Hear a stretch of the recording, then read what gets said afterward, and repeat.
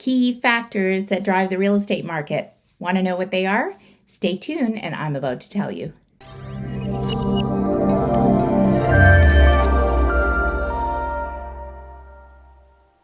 I'm Natasha Koch with the Van City Home Team, and I'm here with our Tuesday tips talking about real estate for all of you buyers and sellers so that you can keep educated on the changes in the market and make the best decisions possible. So, real estate represents a significant portion of people's wealth. I've made lots of money in real estate, and hopefully you have or will too. And this is especially true for homeowners in the US and in Canada especially. So here's going to be the key takeaways from today's conversation. There's numbers of factors, but I'm going to just talk about 4 that impact real estate prices.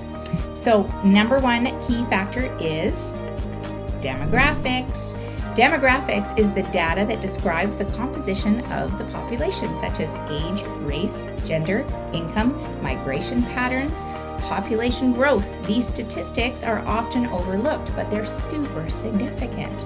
For example, the baby boomers who were born in 1945 to 1964, they're an example of a demographic trend which potentially was a significant influence in the real estate market. The transition of these guys from retirement are one of the most interesting generational trends in the last century. And the retirement of these baby boomers, which began back in 2010, which was close to when I started in real estate, I started in 2000, has bound to be noticed in the market for decades to come. And so there's numerous ways this type of demographic shift can affect the real estate market. But for an investor, some key questions that you might ask: how would this affect the demand for second homes in popular vacation areas such as Mexico? And how would this affect the demand for larger homes if incomes are smaller and the children have moved out? And how would this affect other questions like location, potentially desirable real estate investments to offset maybe some of their lower pensions? Lots of opportunities there. Number 2, interest rate. Number 2 factor that affects the real estate market, of course, is the interest rate. And just recently, we've had a pretty good increase in those. They have a major effect on real estate markets. And if you're considering buying a home with a mortgage, it's beneficial to do the research on a mortgage calculator or talk to either a broker or your bank to discuss the changes in the interest rate and how they will affect you personally. That's because the lower the interest rates go, the lower the cost to obtain a mortgage, and the more house you can actually afford to buy.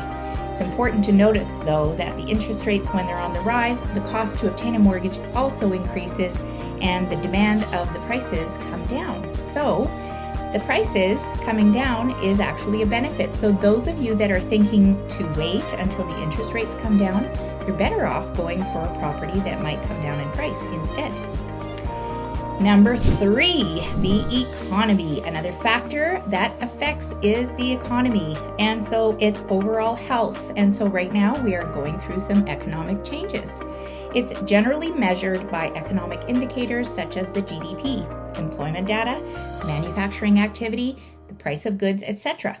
So it's a little bit sluggish, and so is real estate, but the cycle of the economy can definitely vary the effects in different types of real estate. So the last but not least effect, the 4th effect to real estate is government policies. Legislation is also a factor. Tax credits, deductions, subsidies. Often we have incentive programs for first-time buyers, and so you want to make sure that you check into all of these government policies to see how it will affect you as a first-time buyer or as a foreign investor. There's a lot of implications that will definitely affect the real estate market. So if you'd like to know where to spend your money and what the best investment is, reach out to myself or my team, and we're happy to provide that for you.